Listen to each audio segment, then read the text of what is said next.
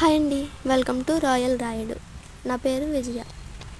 ఇక్కడ కనిపిస్తున్నాయి మల్లె మొక్కలండి. ఇవి మా మల్లె మొక్కలు.